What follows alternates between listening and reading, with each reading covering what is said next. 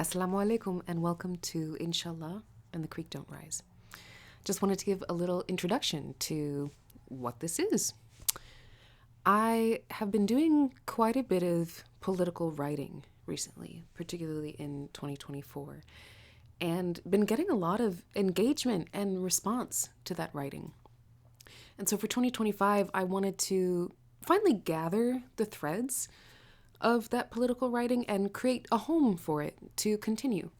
And I tend to do audio versions of the things that I write as well. So there's always a print form and an audio form. So it just kind of made sense to create a home for both of these. So there's a Substack and then the podcast, which I'm calling Inshallah and the Creek Don't Rise. But just to give you a little bit of background, I grew up in a small town in southern Indiana. And then about 7 years ago, I moved to Chicago, where I've been living primarily on the west side of Chicago for the last 7 years. And I am a musician, I'm a scientist, and I'm a community organizer. And some of the things that I've been involved with as a musician and as an organizer have been truth and reconciliation efforts. Now, what's truth and reconciliation? It's kind of jargon, but it's jargon that tends to be used for processes that happen after conflict, after war, after genocide. It's like a political framework for what happens after. And the day after, and the day after, and the day after. And so sometimes when people are doing intentional processes to try to tell the truth about what happened and then somehow reconcile with what happened as a nation, as an ethnic group, as a region of the world, whatever the case might be, sometimes that's called truth and reconciliation. So I've been part of some truth and reconciliation projects in the Balkans, in Colombia, and then also did some training with people in Northern Ireland. And one of the things that has occurred to me through those experiences is that I think the United States really has never had a truth and reconciliation process for all of the things that have happened here from the outset of colonization here. And so I couldn't ignore the blatant lack of truth and reconciliation in my own home country while I'm participating in some of these efforts elsewhere. And, you know, the efforts that I was involved in Colombia, in the Balkans, the United States was involved in those conflicts, so there had to be U.S. people involved in that. And that just shines the light, to me at least, shone the light even more brightly on just why not point that inwards as well, right?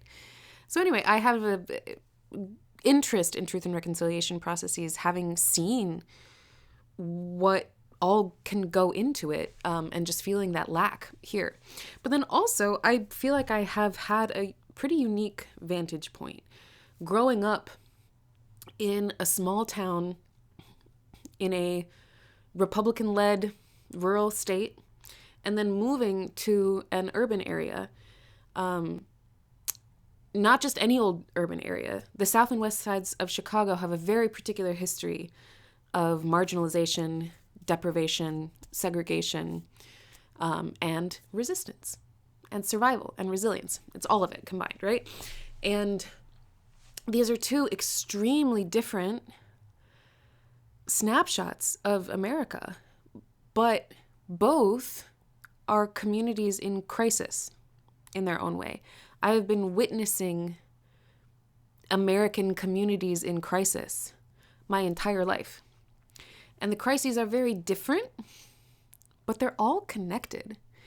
And over the past 7 years of being here in Chicago, bit by bit, I've been trying to articulate, first and foremost to myself and then to other people in my life, what I've seen, what I've witnessed in both of these American contexts and how we really know so little about each other.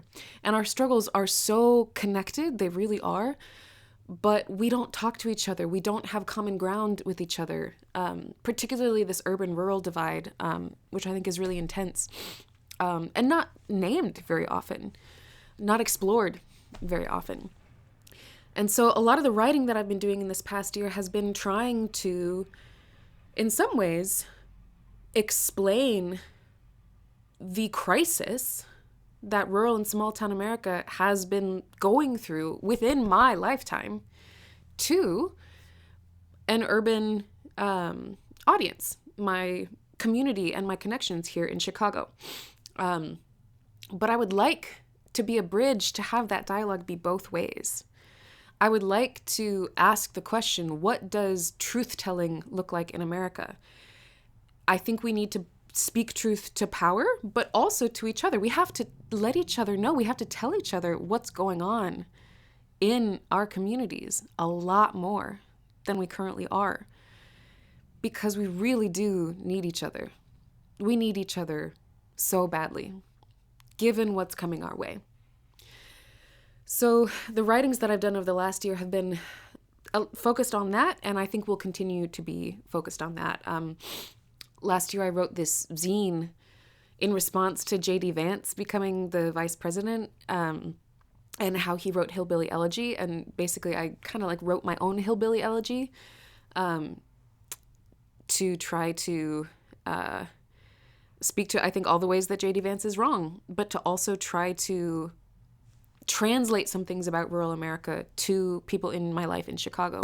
And I got such a great response from that. People have been so responsive to really see how our struggles are connected, and see how it all paints a picture of how everybody is being harmed by many of the same bad actors, by many of the same systems, by many of the same culprits in a lot of ways. It all points back to many of the same common enemies. I also did a huge deep dive into the land that my mom's side of the family is American and has been farming in the same place in Nebraska for 6 generations. And I did a deep dive into that land and the history of that land using a truth and reconciliation framework.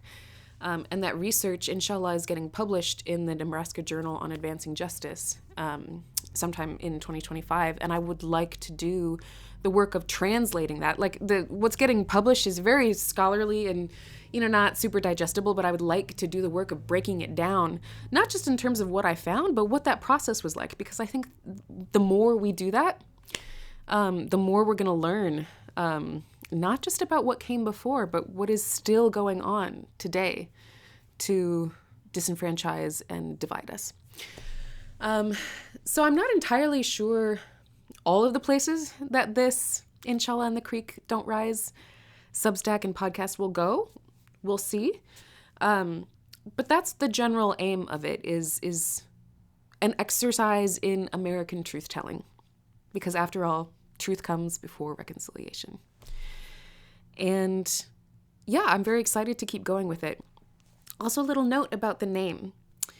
There's a saying which I heard in Southern Indiana, because Southern Indiana is kind of like where the Midwest meets Appalachia. It's actually the foothills of the Appalachian Mountains. So it's kind of a cultural combination of both. But anyway, Inshallah and the Creek Don't Rise. It's a play on if the good Lord's willing and the creek don't rise, which is a phrase in that region of the country. But being Muslim, Inshallah means God willing. So it's kind of a play on if the good Lord's willing and the creek don't rise. Inshallah, which means God willing, and the creek don't rise.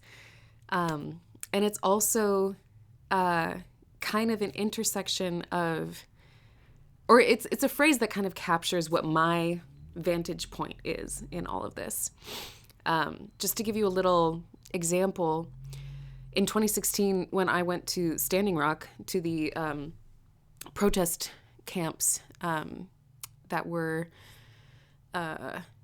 against the DAPL pipeline, the indigenous-led resistance to the DAPL pipeline in Standing Rock, there was a contingency of basically like radical rednecks that showed up to throw down for that. There was also a big contingent of Palestinian people who were there throwing down as well. And there was some moments when I was there of like, oh, this person pulled up with the rednecks and is praying with the Palestinians. And that's very much, that's me. And that's the phrase, Inshallah and the creek don't rise. I'm the that. That's the me. And so I think it kind of captures, a little bit about my vantage point in all of this. And I'm not someone who's ever stayed on one side of the tracks. There's the whole idea of being on the wrong side of the tracks. I've always been crossing the tracks my entire life, and I continue to do that. And I think we need a lot more of that, and I hope that this podcast serves as a way of telling stories from across the tracks. Inshallah, and the creek don't rise.